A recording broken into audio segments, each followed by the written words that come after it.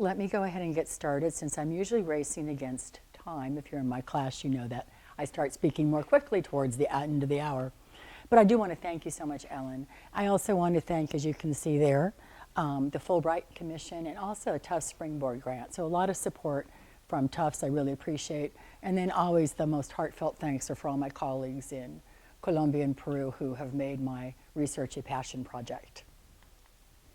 So I have found that projects meander, and so do anthropologists, and so do rivers. And so this project really does meander between sexual violence and forced maternity, from wombs to wounded warscapes, and on to the human and more than human wages of war. So I'm going to begin with an afternoon in Fragmentos in Bogota, Colombia. All right. So it was early November 2019, and I stood before a packed room in a recently installed gallery space, Fragmentos, as part of the 2016 peace accords between the Colombian government and the guerrilla organization, the FARC. The guerrillas had turned in some 37 tons of rifles, pistols, and grenade launchers. These weapons were subsequently melted down in the Colombian military's foundry, and some of that metal made its way to the artist Doris Salcedo. With the help of women survivors of conflict-related sexual violence, each woman wielding a very heavy hammer with a whole lot of emotion, those weapons were recast as the tiles that formed the floor beneath the visitors' feet. The Bogota-based Salcedo said she was reluctant to make a traditional monument, referring to Fragmentos as an anti-monument. To her mind, weapons and war, they're not something I choose to celebrate. So the audience that afternoon included a mix of NGO representatives, human rights activists, lawyers working within the transitional justice courts, doctors from the Ministry of Health, journalists, and an undetermined number of rape survivors. I began my talk, Challenging Conceptions, Children Born of Wartime Rape, and as I scanned the audience, I noticed some women were looking at me very intently. So there were lots of questions afterwards, and fortunately, the questions ceded to a series of testimonies from several women who wanted to speak about their experiences with sexual violence and its consequences. So first we heard from Ángela, a young Afro-Colombian woman. Trigger warning for people who would prefer not to hear this. She'd been raped by a lighter-skinned member of the FARC. She lived in a small town and decided to tell no one, not her boyfriend, not her mother, what had happened. Then the waiting began, 1 month, 6 weeks, 2 months, and she still did not menstruate. She hid her swelling belly as best she could and prayed. Every day I prayed to God, please let this baby be black. Please, God. Her prayers were not answered. She gave birth to a white baby boy. Everyone knew and everyone gossiped until she left her small town for the city. Her son is grown now, she loves him, and he's been a source of comfort to her. Even so, she lamented. She thought about the life she had not led. As an adolescent, she'd planned to study hard and choose her career. Those plans were thwarted by rape. Another woman, born as a result of her mother's rape, had been raped by paramilitaries when she was lured into a field with promises of food. Gnawing hunger gave way to nausea. She barely ate during her pregnancy, revulsed by her changing body. Her mother was there when she gave birth, urging her to nurse her baby. Mija, what fault could a baby possibly have? She refused, but somehow while she was sleeping, her shirt fell open and the baby latched onto her breast and began to suckle. I can't explain it, she added, but once the baby began to nurse, she became mine, and I couldn't help it. I loved her. Yet another woman asked for the microphone, which she held in one hand so she could unwind a wad of tissue with the other. She began sobbing, and the entire room went silent. She'd been brutally raped as an adolescent and had told no one. You notice a recurrent theme in this, do you not? She was fearful she'd be blamed for what had happened. With time, her swelling abdomen gave her secret away. I knew nothing about abortions. I didn't know what to do, so I just started jumping off chairs, landing on my stomach. I jumped and jumped and jumped. I hoped I'd kill it. It was disgusting to me. Her efforts to abort failed, and she gave birth to a baby boy. She paused in an effort to stop crying, but her tears continued to stream down her face. I could barely stand to look at him. He repulsed me. I didn't want anything to do with him. With time, her mother convinced her to breastfeed the baby, which magnified her disgust. Once again, her body was lent to reproductive labor she hated. this time to feed a baby she wished had never been born. Her son is now an adult, and she was unable to have more children as a result of the damage that was done during the rape. She sees him from time to time, but it gives her no comfort. Everyone has always noticed how short-tempered he is. God, he's aggressive, he's angry. I don't know, he's just like that. Everyone knows he's not normal. Something's wrong with him. I don't know, I think it's genetic. Okay. Diverse women, diverse decisions. Some were chosen, most were imposed, and there was a diversity of outcomes. And yet there was one point upon which all the women agreed. Abort the baby, birth the baby, raise the child, put the child for adoption, love the kid, hate the kid. No importa lo que pase, todo el mundo echa la culpa a la madre. Doesn't matter what happens. Everyone blames the mother. So listening to the women that day really triggered a whole lot of memories for me. I've been talking with women about these sorts of experiences for a very long time. And some of those conversations haunt me till today. So this book is my contribution, I hope, to an interdisciplinary research agenda that can help us have more compassionate policies regarding sexual assault survivors and children born of wartime rape. And very importantly, my key goal is to contribute to an explicitly feminist recognition of the human and more than human legacies of armed conflict. My talk today then will unfold, time willing, in 4 parts. First, I want to talk about reproductive environments in the plural. I want to think beyond human exceptionalism to consider all our kin. Let's also think about who and what is a casualty of war, and then to consider entanglements and vocabularies of repair, redress, and hope. So blame, shame, and guilt the mother.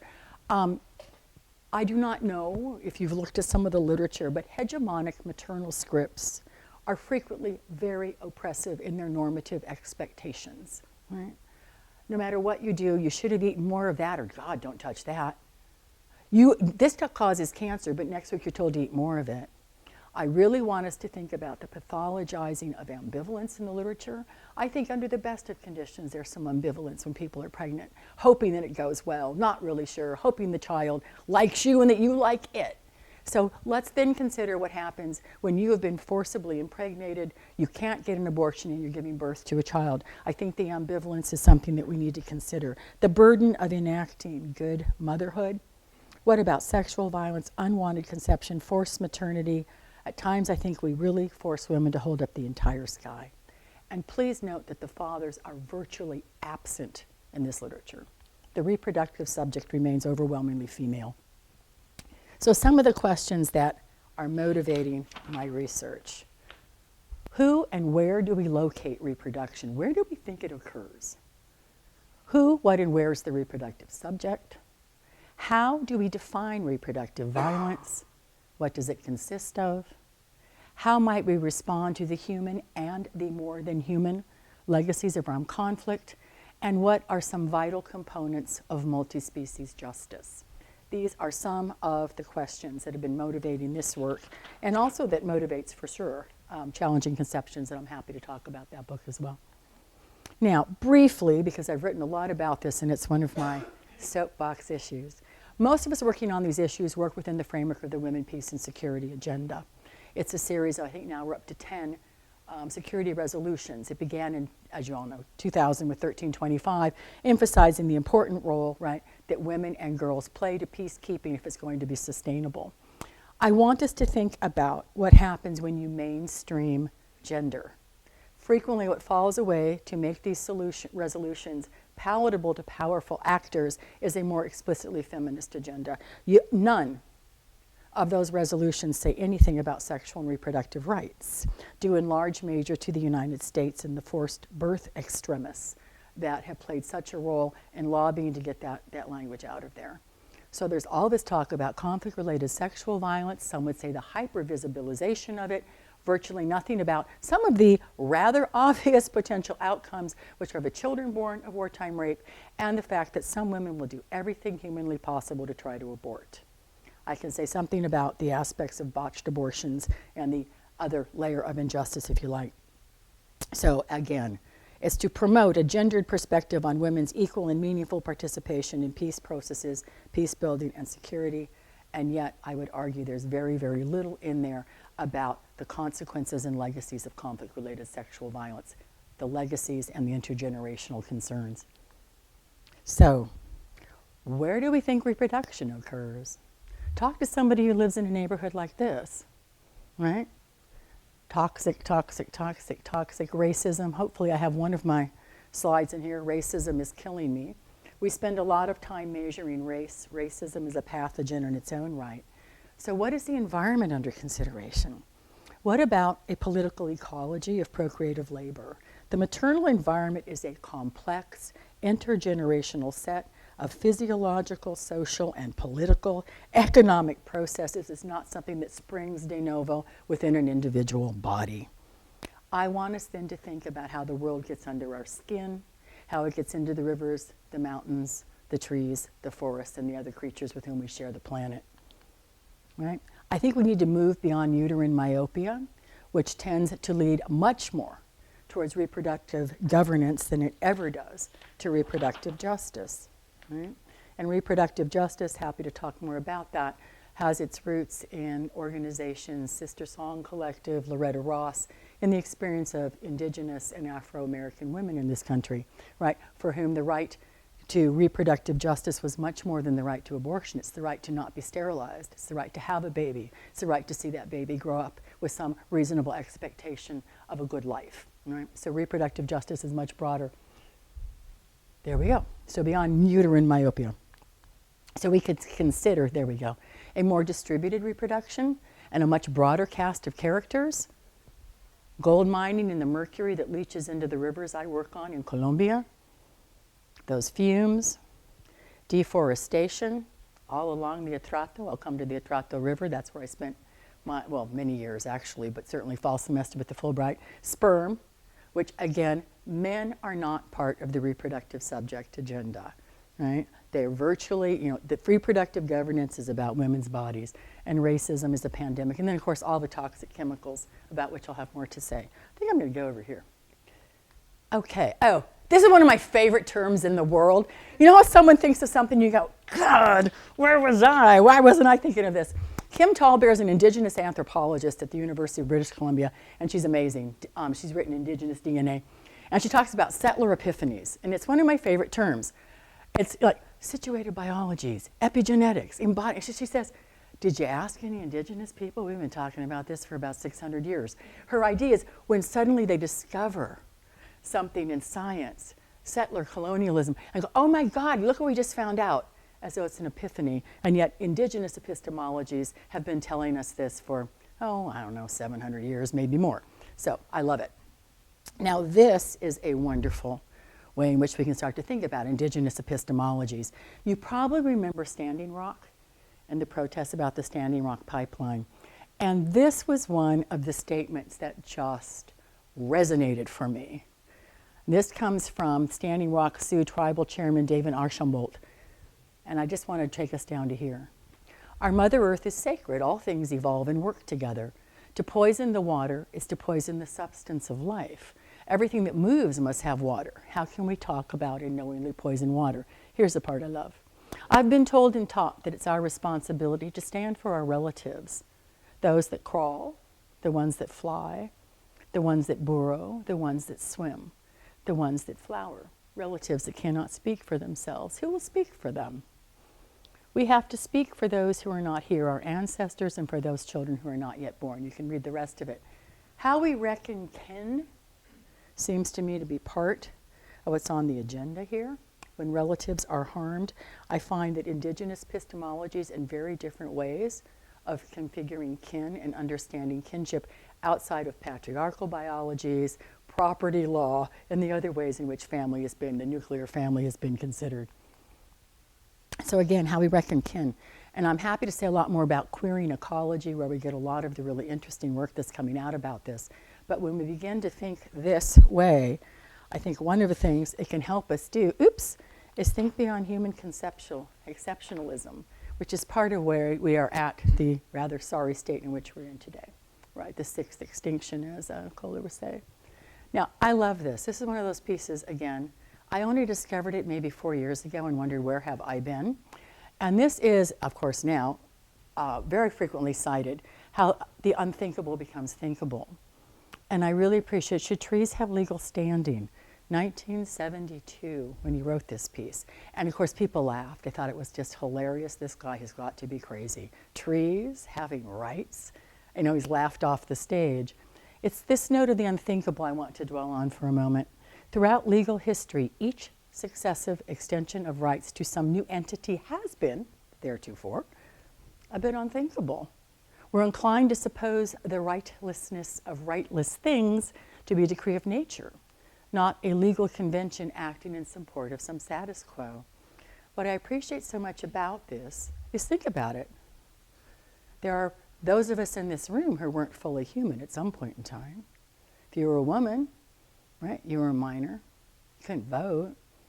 African American slaves were property, they weren't human. Babies, I want us to think about the fact, and it's not just, right, successive extension of rights, because people have organized and demanded them. So let's not forget the struggle that goes on behind this. But my point is, things are unthinkable until they become thinkable for us. And when they do, perhaps we can do things differently. So, one place that's happening is in Colombia. So, in Colombia, the Colombian Constitutional Court had an unprecedented ruling in 2016, implemented in 2017. It's T622. The Atrato River, which I will talk much more about in a few minutes, a legal entity, and as such subject to the rights that implicate the protection, conservation, maintenance, and in this specific case, restoration. So what we begin to see here then, this was the first in a series of rights that have been extended to nature, right, in Colombia. Colombia is the first country not to have the rights of nature, but it's the first to locate that within its transitional justice process and to argue that nature itself is a victim and a casualty of the armed conflict for a variety of reasons that we can discuss. So what are the rights of nature, right? This is, some would argue, one of the new rights revolutions. Really picks up, very uptick about 2016. According to the rights of nature doctrine, an ecosystem is entitled to legal personhood. Status as such has the right to defend itself. I'll give you a moment to read that, right? But the rights of nature that we're beginning to see throughout the world. Good? Okay. Now, one of my favorite people is Sally Mary. She was a legal anthropologist who passed away 2 years ago. She talked a lot about vernacularization, which is part of what interests me. Now, she was interested in human rights and how globalized discourses are appropriated, how they're made to make sense locally, how you take a universalistic decree or a treaty or a right and you make it your own, if you will. So processes of vernacularization. I'm interested in how that's happening now with the rights of nature. How does it set down? What do people do with the rights of nature? How does it, what are the modes of recognition? What are the ontological premises? There's a variety of questions we might ask when we move beyond the abstract into very concrete settings in which people have organized, sometimes to demand precisely that rivers, mountains, forests, the Amazon are recognized as legal entities. So the Atrato, which is a rather magnificent river, and there you see it, a river with rights. Now, that's where, and I would say that's where I've been. It's about a 416-mile river that runs through a huge swath of one of the poorest, I'll say more about that, regions of Colombia. But it is magnificent to travel on. And so that's where I was in fall semester. Okay, so what we get then is that sentence 622, a step forward for the blue humanities, Stacy Alimo's work, the blue humanities, environmental humanities, but blue being the waters, the riverways, the oceans, right? And ecological jurisprudence. So as I said, the Colombian Constitutional declared the Atrato a sujeto de derecho, so it's a legal entity. The court recognized that indigenous and Afro-Colombian communities consider the river an ancestor or a spiritual being that gives and is life. They developed this idea of biocultural rights to recognize the profound unity between nature and the human species. The ruling established, I'll say more about it, a collaborative governance model, including the appointment of river guardians. And I want us to think about the ontological premises. These vary enormously. Why? What is the rationale behind this in various contexts? I'll have more to say about it in the context of the Atrato. Here we go, the river guardians. So you have one guardian appointed to speak on behalf of the state. And initially this collaborative governance model was understood there would be one river guardian. That didn't fly. Along the Atrato, that very long river I showed you, you have campesino communities, you have indigenous communities, you have Afro-Colombian communities, you have little tiny towns with no running water, you have big cities with airports. There is not a homogeneous voice to speak for the river. So what you have are 14 river guardians, they're pairs, male, female, to represent the 7 sort of most active organizations that represent these various groups all along the river. And they are the ones who are to speak on behalf of the river, and then there's a technical advisory team. All right. Now, I have to go back to, so there's a whole action plan on this, I can say more, but the 7th agenda item is the one which everyone said, could you help us with this one? Yeah. Formulate and implement an action plan to neutralize and definitively eradicate illegal mining in the Atrato and its tributaries in Chocó. Good luck with that. I'll say more. Right? So instead they're working on food sovereignty because that you're less likely to get shot. I'll say more about that in a moment. So you have river guardians. Now, I said something about the ontological premises. Who knows Colombia? That always helps. Okay. In Colombia, everything that is a territorio is not Bogota. All right? So you need to understand the Bogota centrismo of the country.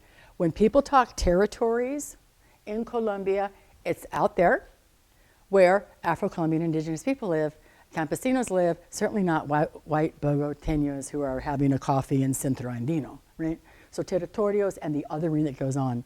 And frequently in what you see, you have the enfoque territorial, the enfoque diferencial, a differential focus, because that's, now look who gets the differential focus. I'll just give you a moment to absorb the demographics. I'm sure they're very subtle.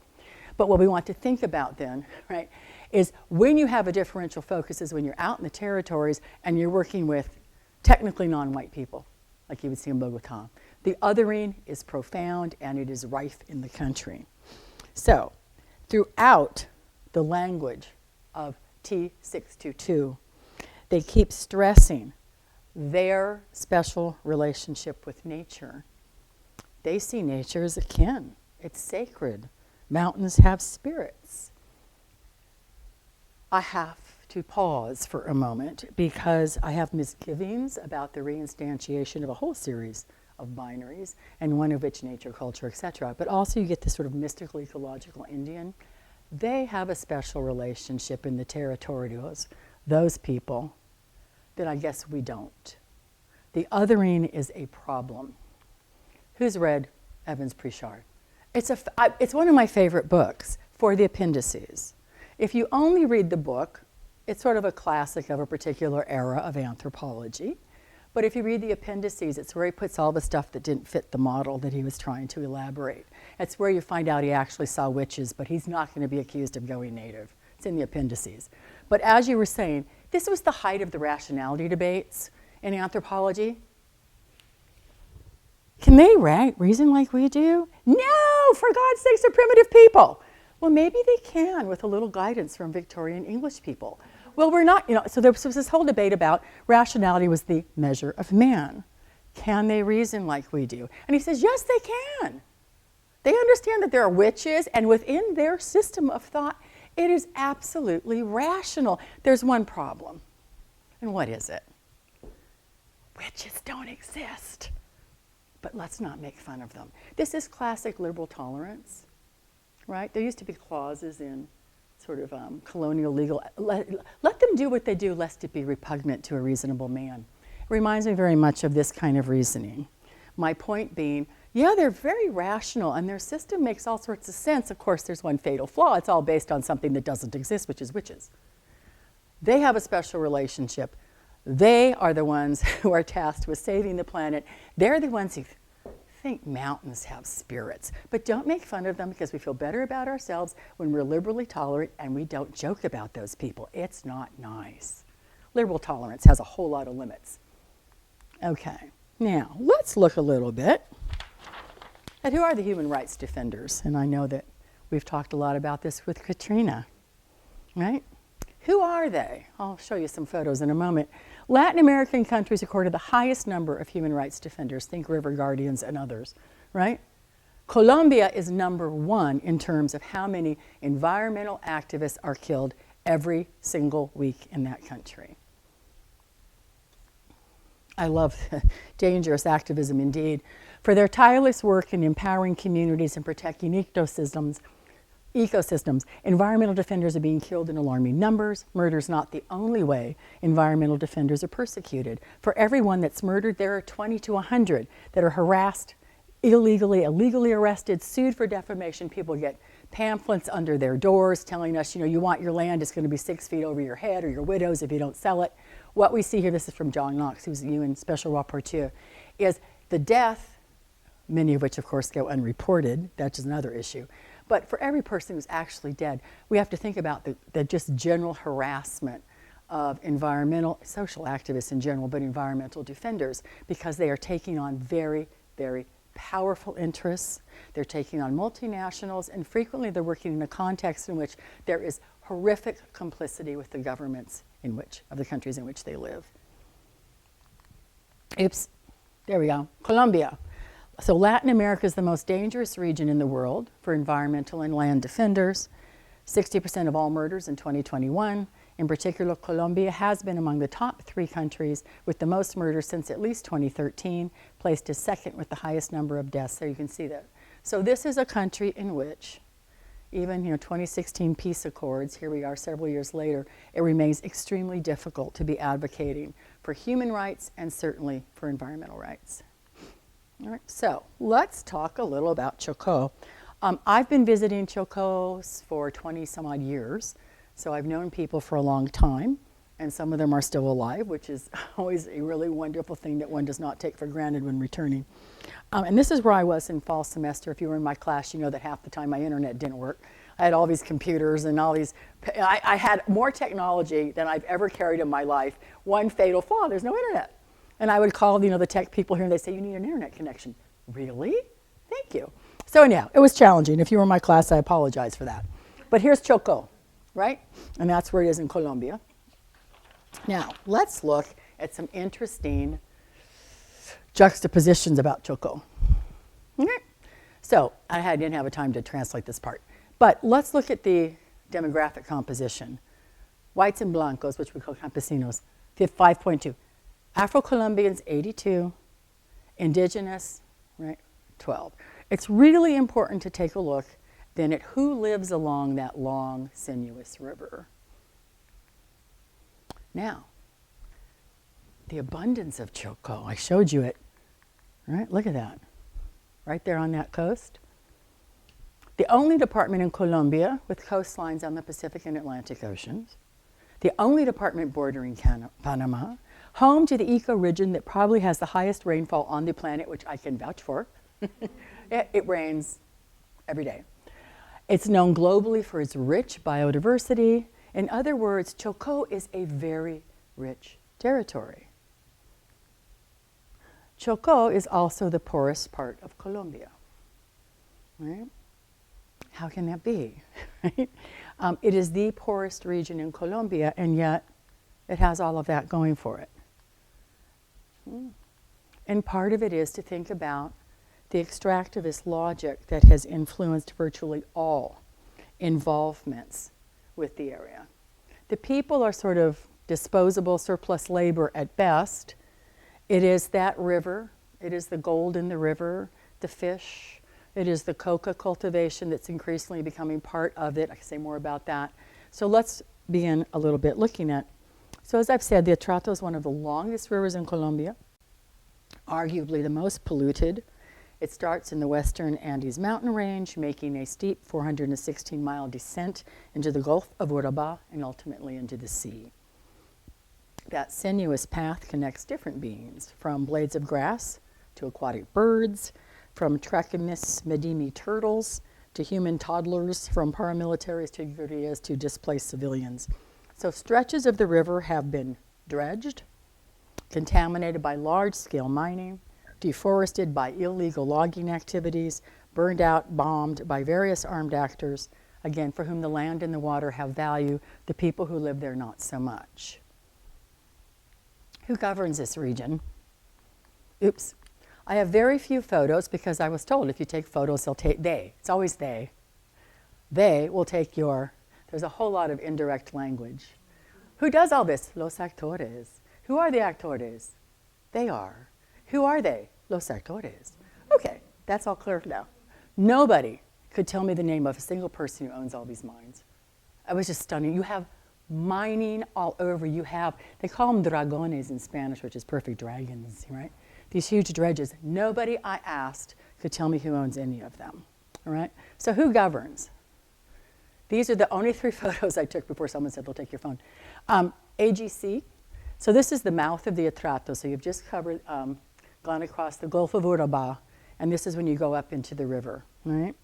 And this AGC is everywhere. This graffiti is everywhere. They're the Autodefensas Gaitanistas de Colombia. They're the reconfigured paramilitaries who control, I've been told, everything that moves on the river. They also control, and this is one of the reasons why it was so challenging internet-wise, they also control the internet. So there's certain times people don't have internet, there's certain times your cell phones don't work because there's just a blackout and there's no way of communicating. And you can imagine how terrifying that is for people, right?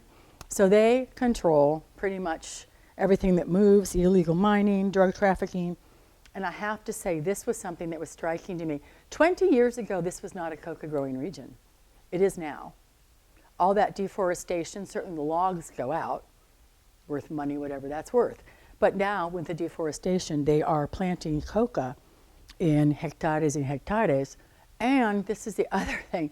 They are remining the land. As part of the peace accords, the FARC were supposed to go out and take out the land mines. It was one of their sort of restorative justice measures. They are putting mines back in, the people who are protecting these coca crops, so that people get blown up if they try to any incursion into these areas. All right? Now, you can always tell when you're approaching any kind of human settlement because this is the first thing you're going to see along the river is all this garbage. A botadero, it's a dump. And it's just, I mean, it is extraordinary the amount of garbage that is dumped into this river. People will also add, el atrato es un cementerio, it's a cemetery because of all the bodies that were dumped by a variety of the armed actors over the years. But there is no garbage collection in any kind of systematic way. There is no recycling. I can say more about women trying to organize around that. So this is how you know you're arriving in any small town. All right, now, this is Rio Sucio. This is where I've spent a lot of time. The flooding crisis, and those of you who, the language of crisis, don't we assume it has some kind of temporal dimension? So 12 years later, it's still that flooding crisis. This is all raw sewage, and then these are the planks that you walk along, and and you're just looking down. It's not that it's that high, it's that it's raw sewage. It smells so bad. You do not want to fall in this. And of course, these planks 12 years later, and people have just erected these because there's no other way to walk around. Right? The women, right, carrying, some, if you're lucky, the planks are about that wide. If you're not, they're this wide. Right? Rio Sucio. That's all raw sewage all the way under the homes. Right? There's no potable water. There's no sewage system. So this is Rio Sucio, which borders that river that is sacred and a subject of rights.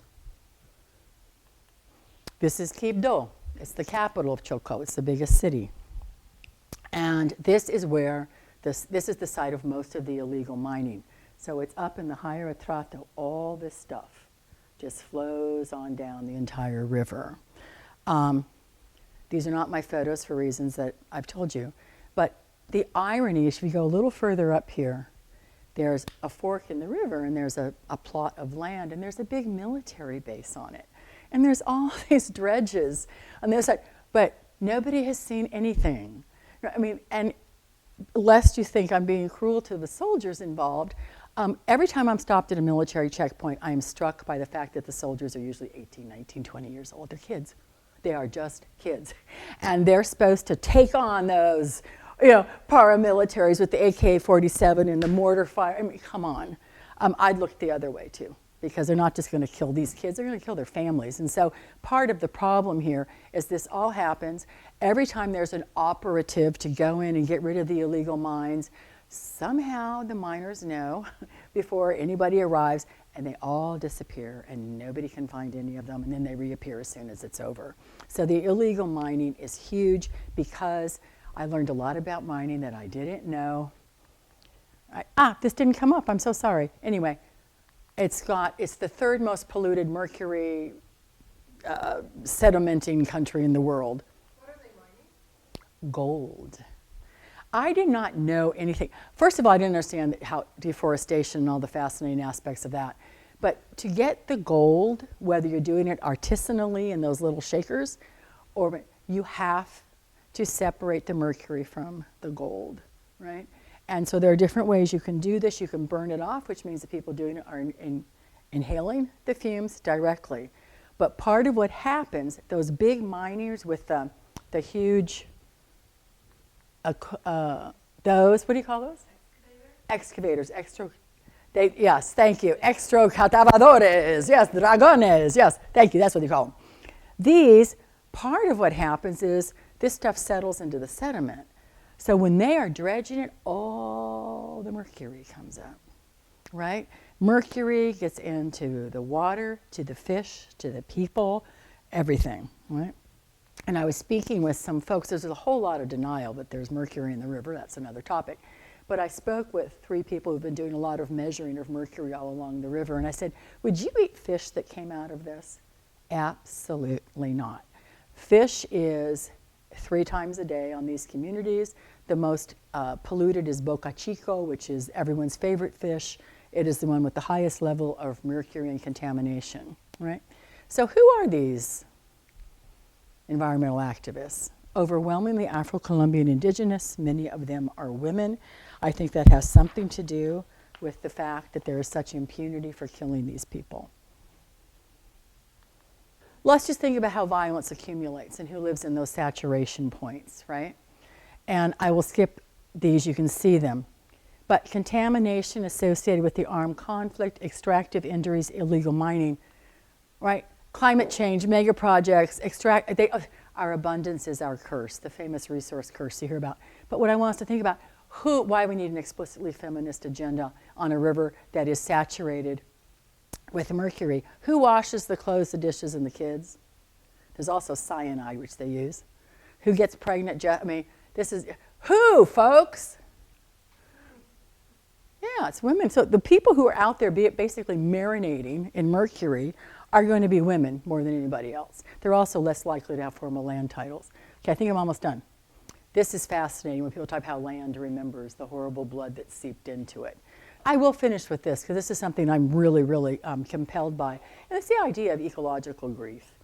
And some call it solastalgia, but there are people who are mourning the passage of life forms for whom it's not slow violence. Rob Nixon's extremely influential and brilliant book. But it's happening in real time.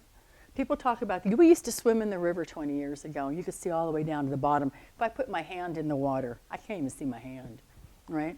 And so it's not just passing, because one of the ideas is, this stuff happens on a sort of glacial time scale, so it escapes our perception and awareness. That's only people who live at a distance from where it's happening in real time, and when people see fish, rolling up dead water that's too polluted to bathe in anymore. And so the sense of grief, and Ashley Consolo's work is really powerful to me. We really don't have rituals for mourning, right? All the species that disappear every day in the 6th extinction.